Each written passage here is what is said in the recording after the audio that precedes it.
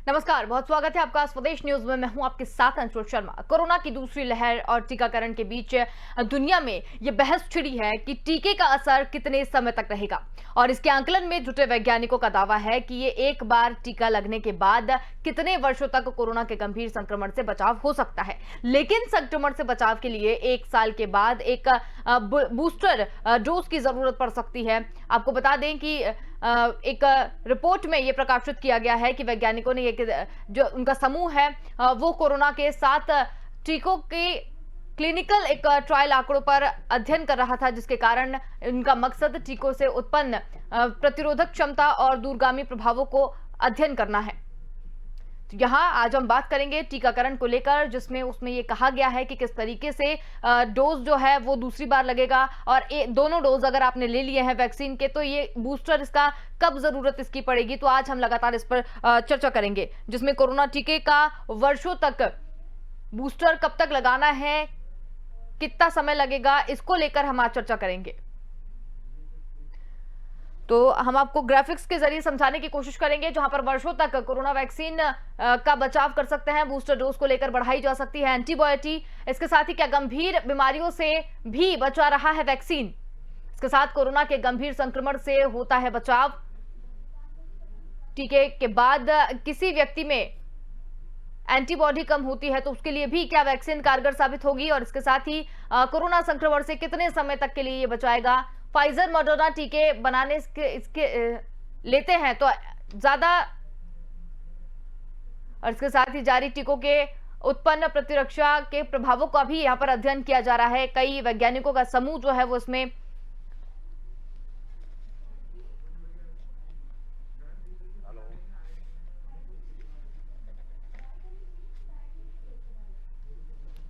तो कोरोना टीके का वर्षों तक असर रहेगा, बूस्टर डोज से बढ़ाई जा सकती है एंटीबायोटिक। इसको लेकर अभी हम चर्चा करेंगे। हमारे साथ करण पीपरे, पूर्व सुप्रीडेंट रायपुर एम्स से जुड़ गए हैं। बहुत स्वागत है आपका स्वदेश न्यूज में। करण जी, आपसे जानना चाहेंगे, जिस तरीके से बात यहाँ पर की जा रही है कोरोना टीके का वर्षों तक असर रहेगा, तो एक सवाल यहाँ पर यह आ रहा है कि वैक्सीन अगर आपने दोनों लगवा ली है उसके बाद कितने दिनों तक आपकी बॉडी में ये असर रहेगा, ये कब तक असर करेगी? बहुत बढ़िया, बहुत अच्छा प्रश्न है। बहुत मैं समझता हूँ कि आज जो पेंडेमिक के दौर से हमारा देश और विश्व गुजर रहा है, उसमें लोगों को यह जानकारी और उनको आत्मविश्वास बढ़ाना बहुत जरूरी है।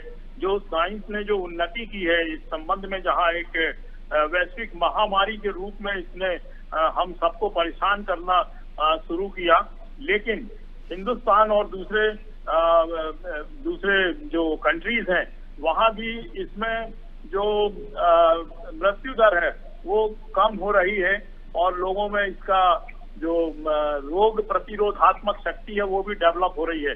तो जैसा कि आपका प्रश्न है, इसमें जो साइंटिस्ट हैं हम सभी जानते हैं कि जिस प्रकार से हमको बचपन में वैक्सीन लग जाता तो ये खोज और शोध दोनों से यह अनुभव प्राप्त हुआ है कि एक बार वैक्सीन लग जाता है तो लाइफ लॉन्ग उसको इम्यूनिटी डेवलप हो जाती है, वे सेल्स बॉडी में उत्पन्न हो जाती हैं, जनरेट हो जाती हैं। आपका बॉडी का जो सिस्टम है वो ऑटोमेटिकली वो जो जिससे रिलेटेड वैक्सीन लगा है, यदि वो कीटाणु आएगा आपके शरीर में तो वो न्यूट्रलाइज हो जाएगा और हमारा शरीर की जो सेल्स है उससे जीत करके आपको स्वस्थ रखेंगी।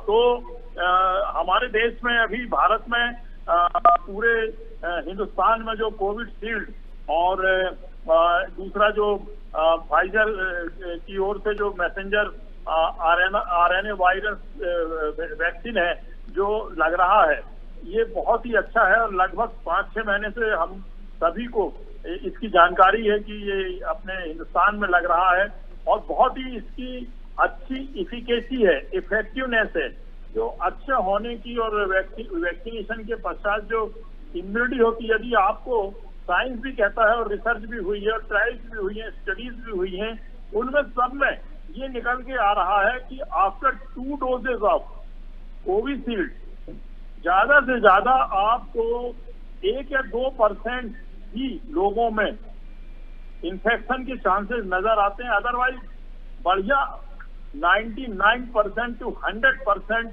इसकी जो इम्यूनिटी बॉडी में डेवलप होती है और उससे जो रक्षा होती है कोविड से, ये बहुत ही खुशी की बात है। और इसमें रोज आंकड़े आ रहे हैं, रिजल्ट आ रहे हैं, भ्रमित होने की आवश्यकता नहीं है। सबसे पहले आप अपने शरीर को वैक्सीनेशन से संरक्षित कर लें। मान के चलिए कि 99% से 100% आप में इसका जो इफेक्टिवनेस डेवलप होगा, उससे आप बिल्कुल कोविड-19 से तो ग्रस्त नहीं होंगे।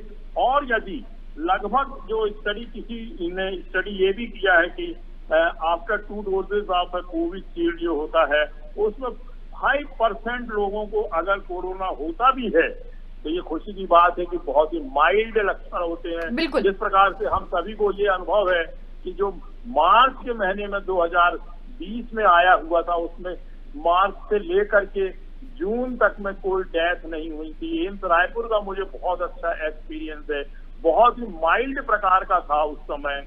और अभी भी यदि इसका वेरिएंट भी आ गया है तो भी ये जो वैक्सीन है, ये दावे के साथ, अनुभव के साथ में हम लोग कह सकते हैं कि बहुत अच्छी इफिकेसी है। 100% मान के चलें और आप सभी विश्वास करें इस पे, और जल्दी से जल्दी वैक्सीनेशन लगवा लें, दोनों डोज लगवा लें। लाइफ लॉन्ग इम्यूनिटी के लिए आपको इससे संरक्षण मिलेगा। जी बिल्कुल। करण जी, यहाँ पर संतोष शुक्ला जो कि राज्य टीकाकरण अधिकारी हैं, वो भी हमारे साथ यहाँ पर जुड़े हुए हैं। संतोष जी, बहुत स्वागत है आपका स्वदेश न्यूज में। आपसे जानना चाहेंगे, जैसा कि टीकाकरण यहाँ पर चल रहा है, टीकाकरण को लेके बहुत सारी भ्रांतियां हैं लोगों के अंदर, बहुत सारे सवाल हैं, सही है नहीं है। चलिए, जागरूकता अभियान लगातार चलाया जा रहा है, लोगों को जागरूक किया जा रहा है वैक्सीन लगवाने के लिए, लेकिन ये वैक्सीन का प्रभाव कितने समय तक रहेगा, ये एक सवाल लोगों के मन में काफी देखा जा रहा है। क्या कहेंगे आप इस पर? इसके पहले कि मैं आपको प्रभाव की बात करूं, मैं सबसे पहले बधाई देना चाहता हूं पूरे प्रदेश के नागरिकों को कि आज हमने एक स्वर्णिम मुकाम हासिल किया है। 1 करोड़ डोज पूरे आज हो गए हैं। पूरे प्रदेशवासियों को बधाई कि हम लोग करोड़पति हो गए हैं टीकाकरण के मामले में, चंद राज्यों के साथ। बिल्कुल। और हम आज इस अवसर पे एक संकल्प भी लें कि मध्य प्रदेश को कोरोना मुक्त बनाना है, अपने साथ अपनों को भी टीका लगवाना है। जहां तक आप प्रभाव की बात कर रहे हैं, देखिए जो परिणाम होंगे धीरे धीरे आपको परिलक्षित होने लगते हैं। हमने जब टीकाकरण कार्यक्रम 16 जनवरी को प्रारंभ किया था तो लोगों में थोड़ा सा रुके हुए थे, पहले वो लगा लें, हम देख लेंगे।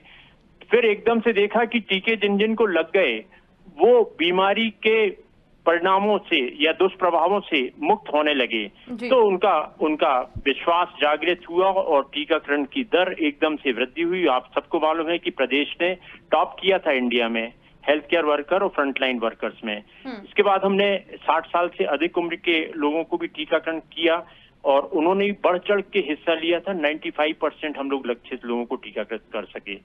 इसके बाद जब अप्रैल आया और एकदम से तेजी से बीमारी उजागर हुई, बीमारी के केसेस ज्यादा हुए, तो एक थोड़ा सा मिक्सअप हुआ धारणाओं में लोगों को। देखिए, कोई भी ऐसा टीका नहीं है या दवा भी नहीं है जिसके कारण हम बीमारी पैदा कर दें। तो बीमारी पैदा करने वाली कोई दवा और टीका नहीं बना है अभी भी। बीमारी से रोकथाम का कारगर उपाय अभी भी टीकाकरण ही है।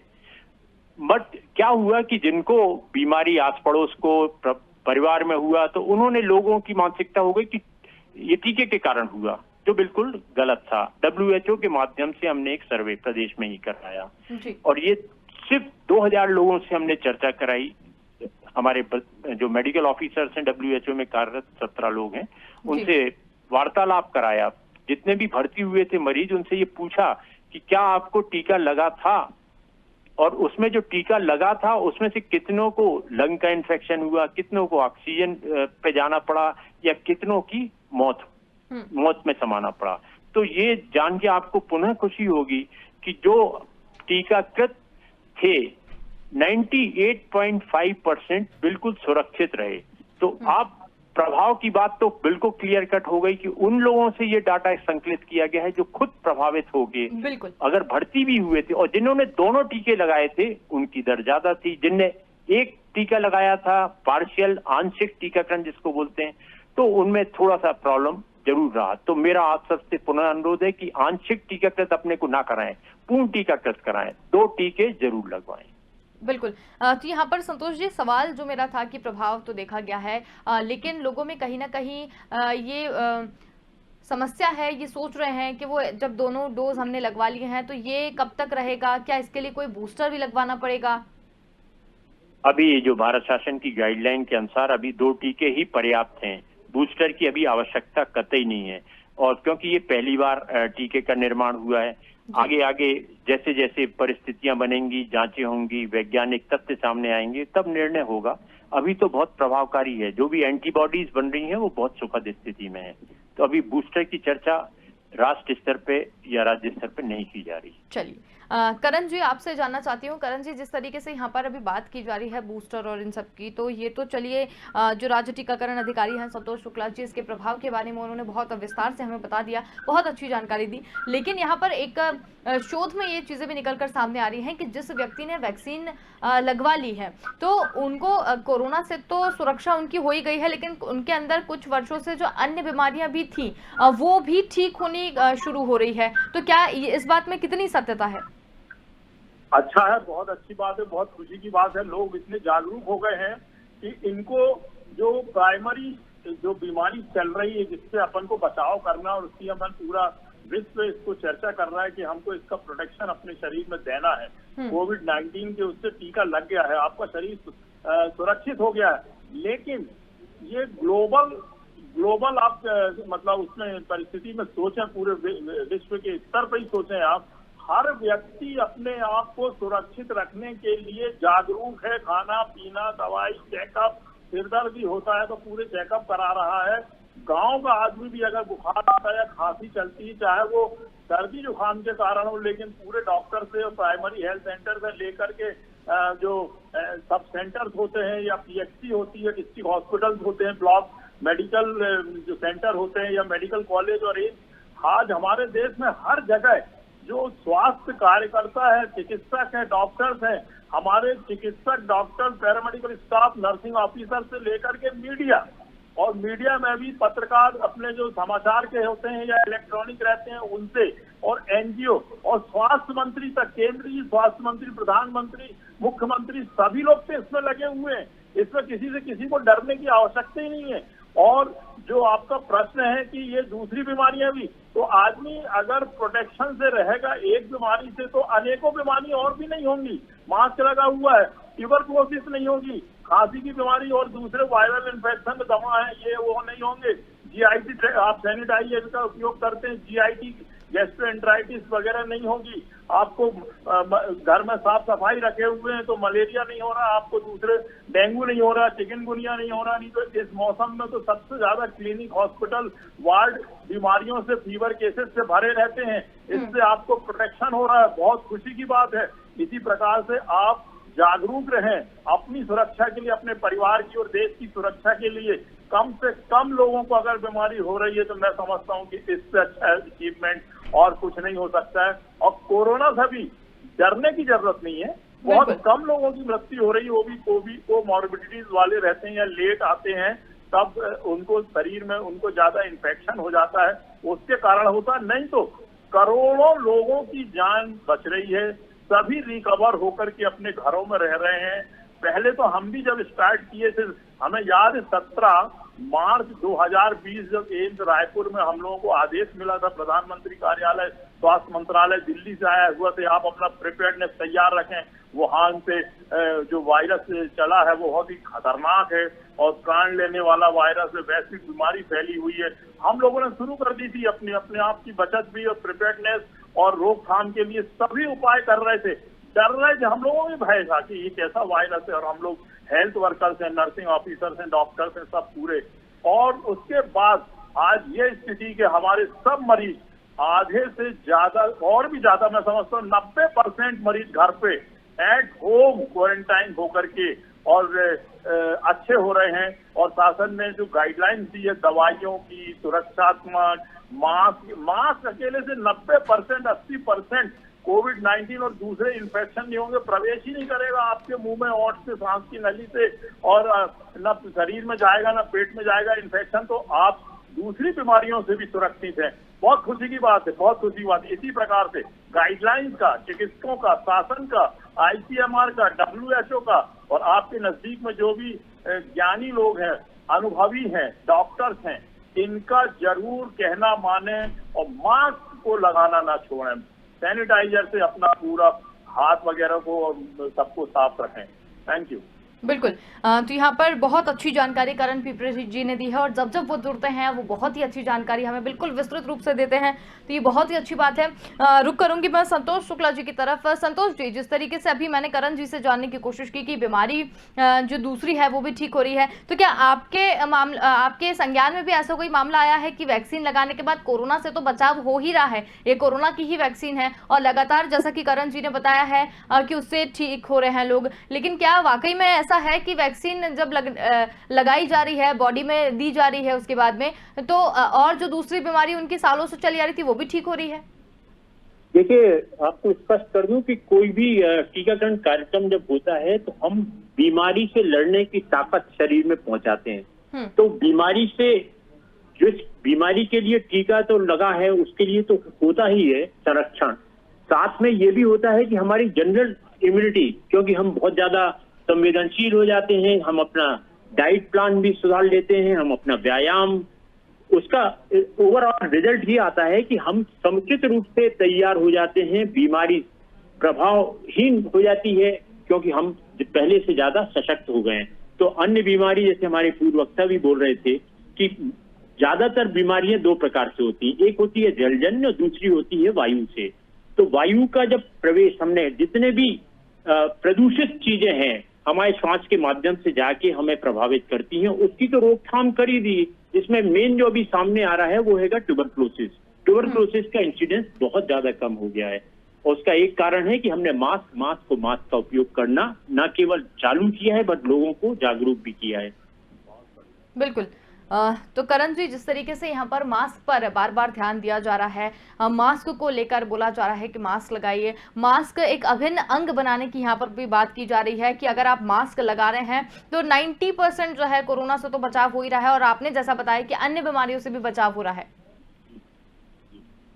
जी, तो अभी हमको जब तक अभी ये जो कोरोना है हमारा और इन्फेक्टेड लोग हैं हर एक प्रदेश में या जिले में, शहर में, ये सब पूरे नगण्य नहीं हो जाते और वैक्सीनेशन नहीं लग जाता।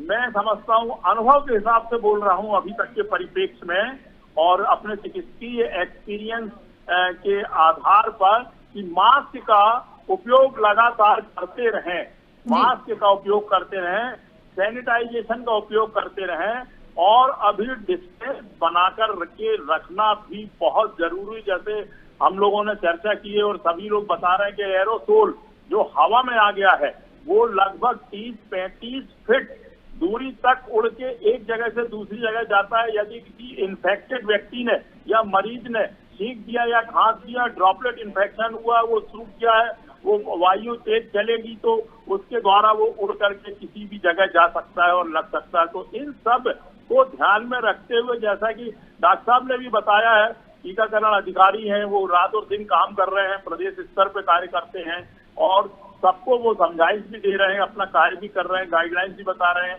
तो मास्क का उपयोग करते रहें, सैनिटाइजेशन का उपयोग भी करते रहें और जब तक सरकार हरी झंडी नहीं देती कि सब सुरक्षित हो गए हैं, आप ये सब उपयोग कर सकते हैं, बाजार में जा सकते हैं, सड़कों में घूम सकते हैं, तब तक के बिल्कुल जो प्रतिबंध लगा हुआ है उसका पालन करना बहुत जरूरी है। ये फिर से नहीं होना चाहिए।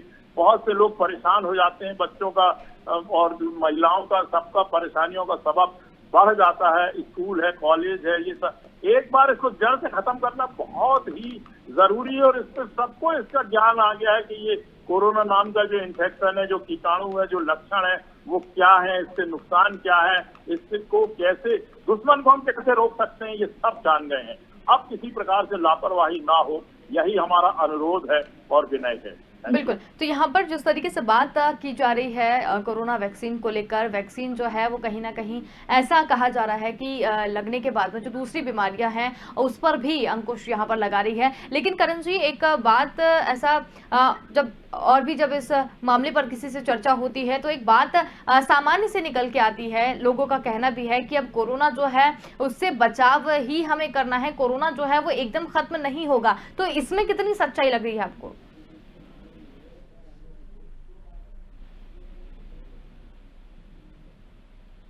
आप मुझसे पूछ रही हैं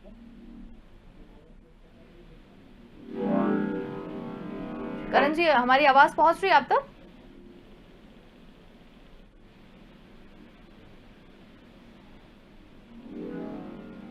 चलिए, संतोष जी से बात कर लेते हैं। संतोष जी, जिस तरीके से मैंने करण जी से अभी जानना चाहा कि लोगों का कहना है कि कोरोना से सिर्फ बचाव ही एक उपाय है, उसके अलावा जो कोरोना है वो एकदम खत्म नहीं होगा, वो भी अब ऐसा है कि रहेगा।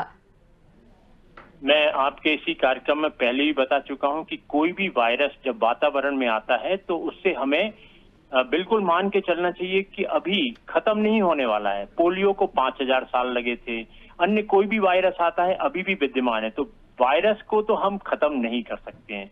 तो आपको दुश्मन ना मान के दोस्त बना के रहना पड़ेगा उसके साथ। और दोस्ती दो प्रकार से होगी, एक है अस्थायी सुरक्षा, SMS, सैनिटाइजेशन, मास्क और सोशल डिस्टेंसिंग, ये अस्थायी है।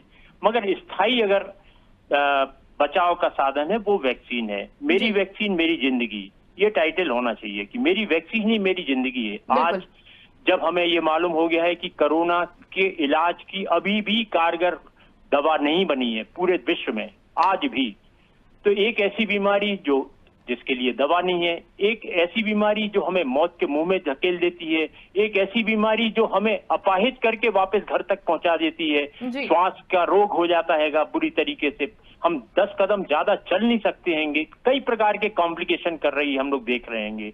तो ऐसे समय में हमें इतने जल्दी 1 साल के भीतर टीका मिल गया। टीके के महत्व को हम समझें, टीके के फायदों को जन जन तक पहुंचाएं, भय और भ्रांति मुक्त वातावरण बनाएं। खासतौर से मैं ग्रामीण भाइयों और बहनों को बोलना चाहता हूं कि आप दुष्प्रचार के शिकार कृपया ना हो।